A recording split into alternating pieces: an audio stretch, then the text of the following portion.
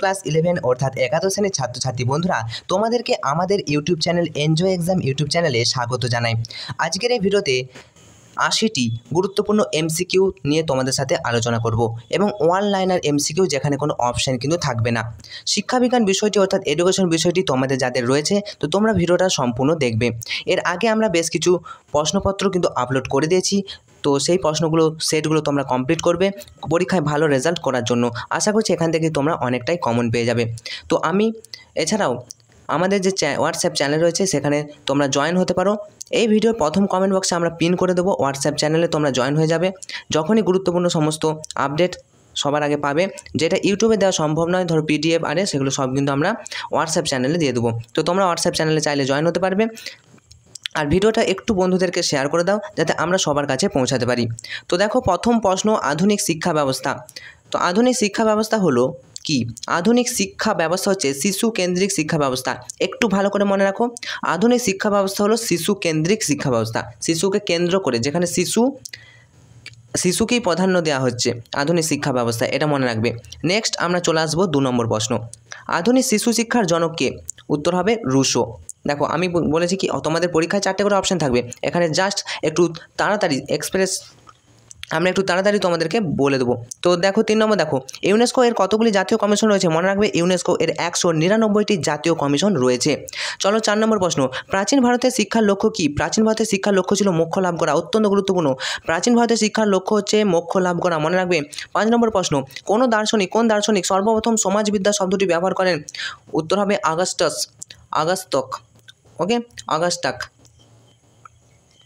তো এটা মনে রাখবে কোন দার্শনিক? এটা মনে রাখবে আগস্টক। হয়তো বানানে ভুল আছে হয়তো। তো কোন দার্শনিক সর্বপ্রথম সমাজবিদ্যা শব্দটি ব্যবহার করে? আগস্টক।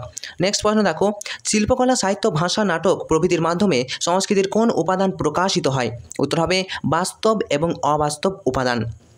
নেক্সট 7 নম্বর প্রশ্ন। ভারতীয় দর্শনের জনককে? মনে রাখতে হবে ভারতীয় দর্শনের জনক হচ্ছে শঙ্করাচার্য। 8 নম্বর প্রশ্ন। ইন্দিরা গান্ধী জাতীয় মুক্ত বিশ্ববিদ্যালয় কবে প্রতিষ্ঠিত হয়? অত্যন্ত গুরুত্বপূর্ণ এই প্রশ্নটা।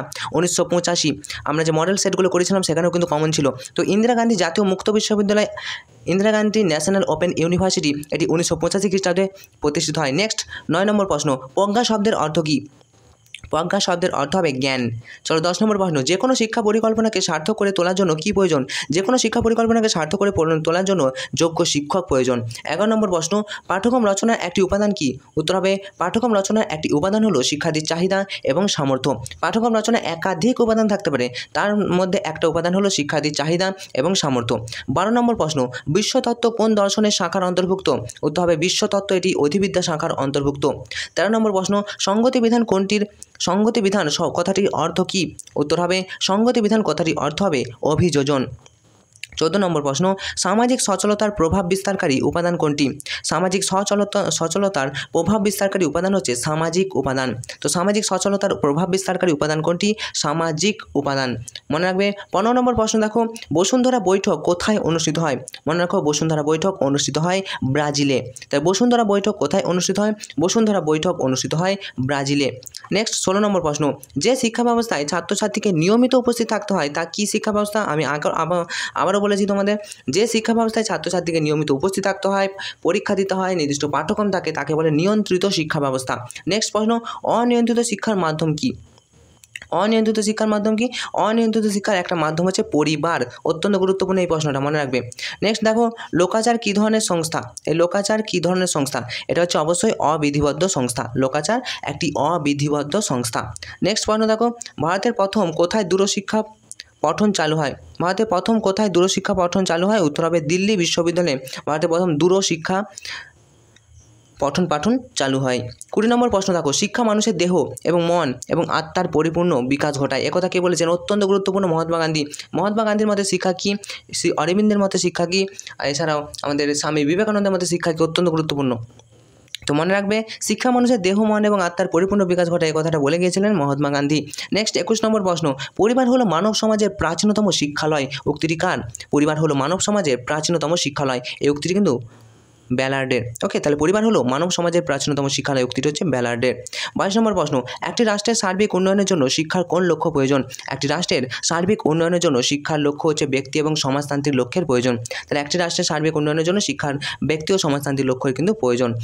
নেক্সট প্রশ্ন, ড্যাশ হলো পরোক্ষ শিক্ষার একটি সংস্থা। কী হবে? গণমাধ্যম হলো পরোক্ষ শিক্ষার একটি সংস্থা। ওকে, তাহলে যেটা বলছিলাম 22 নম্বর প্রশ্নটা, কোনো রাষ্ট্রের সার্বিক উন্নয়নের জন্য আমাদের ব্যক্তি এবং সমাজতান্ত্রিক দুটো লক্ষ্যই কিন্তু প্রয়োজন, মনে রাখবে।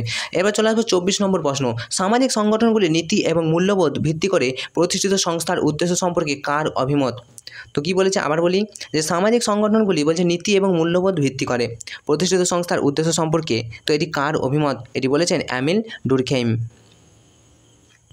তো একটু স্পিডে বলছি, যদি তোমাদের স্পিড মনে হচ্ছে তাহলে কিন্তু তোমরা ভিডিও সেটিং থেকে স্পিডটা কমিয়ে দিতে পারো। ওকে, 25 নম্বর প্রশ্ন দেখো, শিক্ষা সংক্রান্ত বিভিন্ন ধরনের জার্নাল প্রকাশ করে কোন সংস্থা? উত্তর হবে এনসিইআরটি। এনসিইআরটি সংস্থা শিক্ষা সংক্রান্ত বিভিন্ন ধরনের জার্নাল কিন্তু প্রকাশ করে। চলো নেক্সট প্রশ্ন চলে আসবো, ইউজিসি এর মোট সদস্য সংখ্যা কত? অত্যন্ত গুরুত্বপূর্ণ। ইউজিসি ইউনিভার্সিটি গ্র্যান্ড কমিশন এর মোট সদস্য সংখ্যা হচ্ছে 9 জন। 27 নম্বর প্রশ্ন, সত্য, শিব এবং সুন্দরের ধারণা নিয়ে কোন শাখা আলোচনা করে? অত্যন্ত গুরুত্বপূর্ণ, এটা হবে মূল্যবিদ্যা, মনে রাখবে। 28 নম্বর প্রশ্ন, দর্শন এবং শিক্ষা হলো একই মুদ্রার দুটি পিঠ বা একই মুদ্রার দুটি দিক, একথা কে বলেছেন? একথা বলেছেন মনোবিদ রস। চলো 29 নম্বর প্রশ্ন, জন ডিউই এর মতে শিক্ষার অন্যতম উদ্দেশ্য কি? জন ডিউই এর মতে শিক্ষার অন্যতম উদ্দেশ্য হবে সামাজিক বিকাশ। জন ডিউই বলছেন শিক্ষার অন্যতম উদ্দেশ্য হচ্ছে সামাজিক বিকাশ। নেক্সট প্রশ্ন, বেদান্ত কথাটির অর্থ কি? বেদ অন্ত অর্থাৎ বেদের শেষ ভাগ, তো বেদান্ত কথাটির অর্থ হচ্ছে অন্তভাগ বা শেষ ভাগ। নেক্সট প্রশ্ন 31 নম্বর প্রশ্ন, কোন দর্শনকে ভাববাদী দর্শনে বিপরীত দর্শন বলা হয়?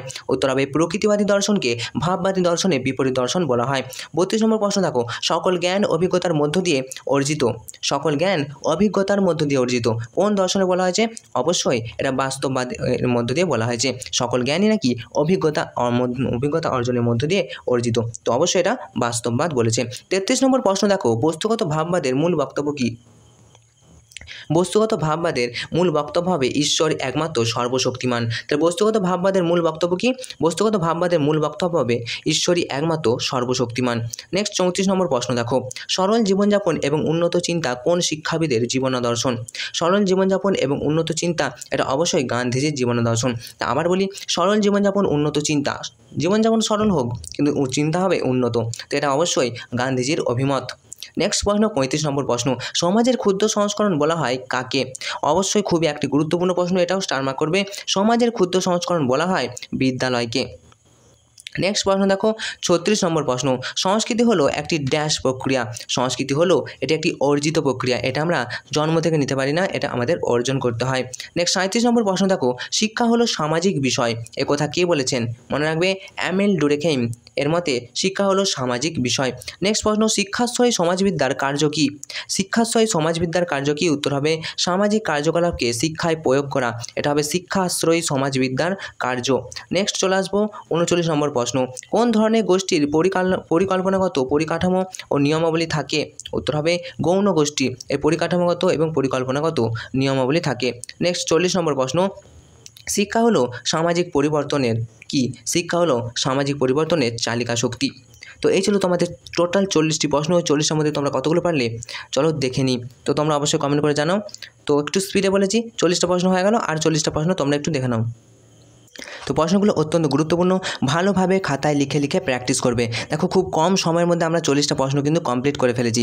তো এই ভিডিওটা তোমরা পারলে তোমরা কি করবে, যে ভিডিওটা 2বার 3বার 4বার যতবার খুশি শুনতে পারো, তো শুনলে কিন্তু তোমাদের অনেকটাই প্র্যাকটিস হয়ে যাবে।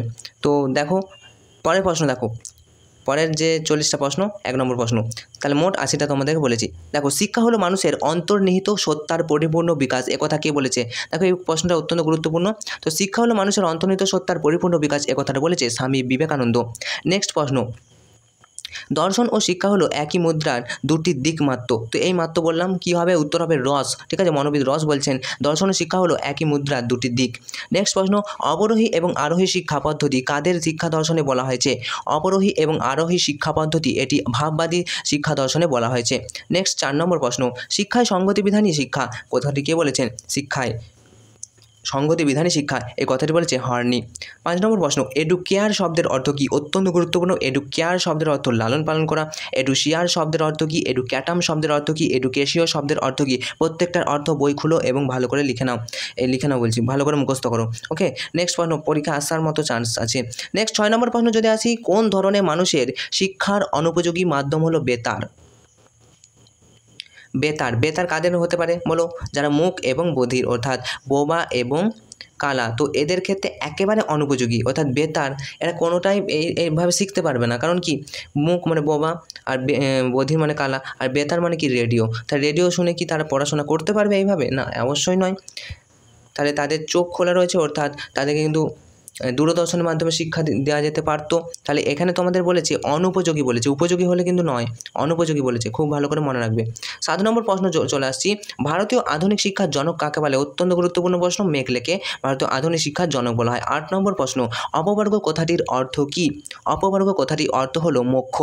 নেক্সট 9 নম্বর প্রশ্ন, ব্যক্তিতান্ত্রিক মতবাদে বিশ্বাসী চিন্তাবিদ কে? ব্যক্তিতান্ত্রিক মতবাদে বিশ্বাসী চিন্তাবিদ হলেন মনোবিদ রুশো, চিন্তাবিদ রুশো। নেক্সট 10 নম্বর প্রশ্ন, জীবদেহের সঙ্গে সমাজ দেহের তুলনা করেছে, জীবদেহের সঙ্গে সমাজ দেহের তুলনা করেছে, এটা কোন বিজ্ঞানী? অবশ্যই হারবার্ট স্পেন্সার। হারবার্ট স্পেন্সার বলছেন জীবদেহ এবং সমাজদেহ একই, সমাজদেহ একই, তো জীবদেহ এবং সমাজদেহের সঙ্গে তুলনা করেছেন মনোবিজ্ঞানী হারবার্ট স্পেন্সার। নেক্সট 11 নম্বর প্রশ্ন, শিক্ষার আধ্যাত্মিক লক্ষ্য কী? বলো, শিক্ষার আধ্যাত্মিক লক্ষ্য যদি বলি তাহলে মোক্ষ লাভ করা, মোক্ষ মানে দুঃখের বিনাশ বা মুক্তি লাভ করাই হচ্ছে শিক্ষার আধ্যাত্মিক লক্ষ্য। চলো নেক্সট প্রশ্ন 12 নম্বর প্রশ্ন, কোন পরিবর্তনের ফলে সামাজিক কাঠামোর পরিবর্তন ঘটে? উত্তর হবে সামাজিক পরিবর্তনের ফলে সামাজিক কাঠামোরও কিন্তু কি একটা পরিবর্তন কিন্তু ঘটে যায়। 13 নম্বর প্রশ্ন, বুনিয়াদী শিক্ষার সমস্যাগুলি বিশ্লেষণ এবং বয়স্ক শিক্ষার প্রকল্প রূপায়ণে কোন শিক্ষার সংস্থা কাজ করে? উত্তর হবে NCERT, বুনিয়াদী শিক্ষার সমস্যা এবং বিশ্লেষণ এবং বয়স্ক শিক্ষার প্রকল্প রূপায়ণে NCERT এটা কিন্তু সংস্থা কাজ করে। চলো নেক্সট প্রশ্ন দেখো, শিক্ষার মুখ্য উপাদান কটি? আচ্ছা, শিক্ষার কটি উপাদান? শিক্ষার হচ্ছে 4টি উপাদান রয়েছে। কী কী উপাদান বলতে পারবে? শিক্ষক, শিক্ষার্থী, পাঠ্যক্রম, শিক্ষক, শিক্ষার্থী, পাঠ্যক্রম আর বিদ্যালয় মনে হয়। তো 4টে এই মুহূর্তে আমার মনে নেই, 3টে মনে আছে, তোমরা একটু দেখে নেবে। তো 4টি শিক্ষার উপাদান, শিক্ষক, শিক্ষার্থী, পাঠ্যক্রম আর বিদ্যালয়, এই 4টেই হবে আশা করি।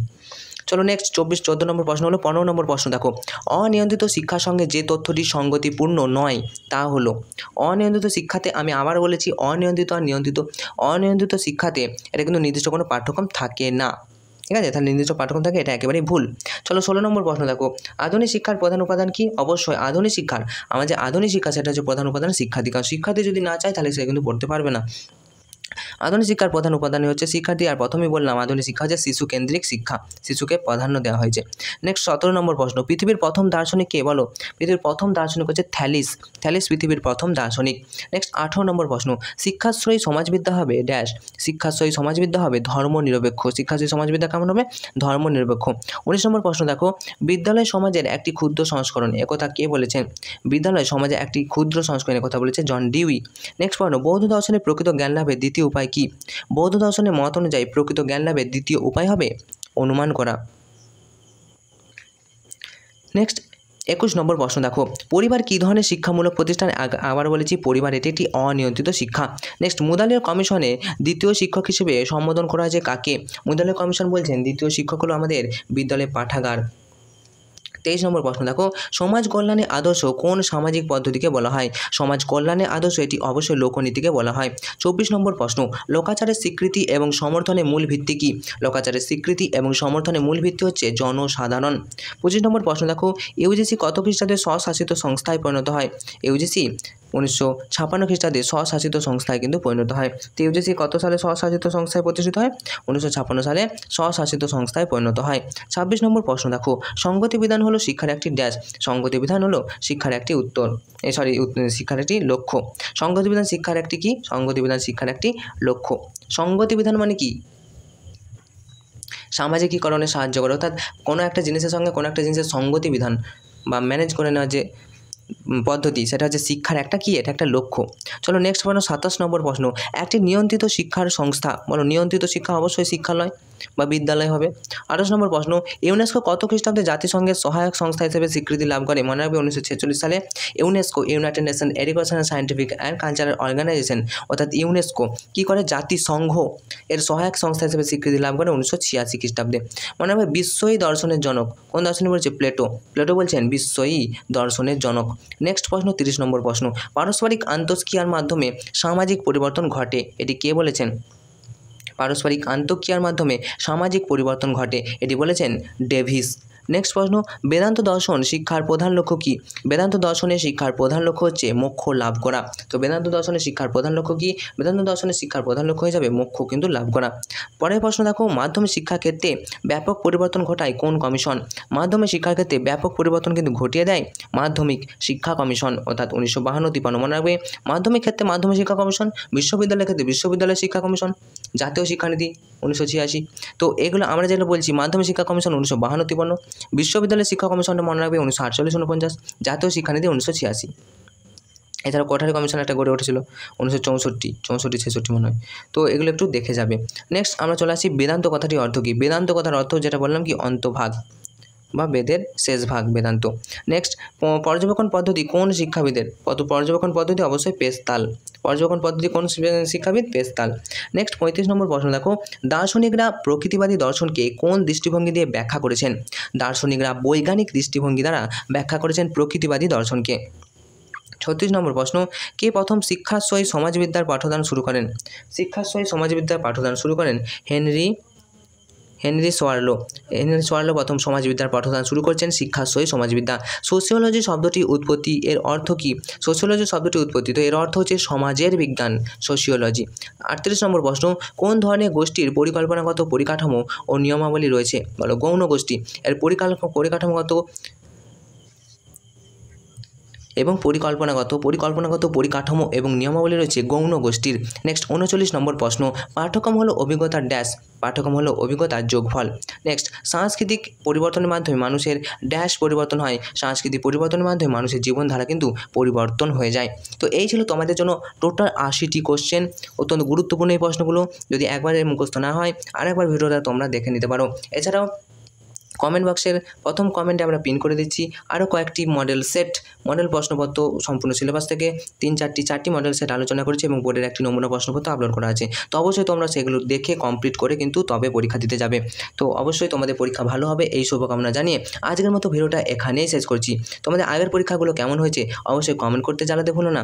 আর হ্যাঁ, বন্ধুদেরকে অবশ্যই ভিডিওটা শেয়ার করে দিও। আর আমাকে ফ্রেন্ড বানাতে তোমরা অবশ্যই আমাদের চ্যানেলটি সাবস্ক্রাইব করে পাশে থাকা নোটিফিকেশন অল সিলেক্ট করে রাখবে, কারণ যখনই আমরা সাজেশন আপলোড করব সবার প্রথম তোমরা দেখতে পাও। তোমাদের পরীক্ষা ভালো হবে এই শুভকামনা জানাই। Enjoy exam, all the best.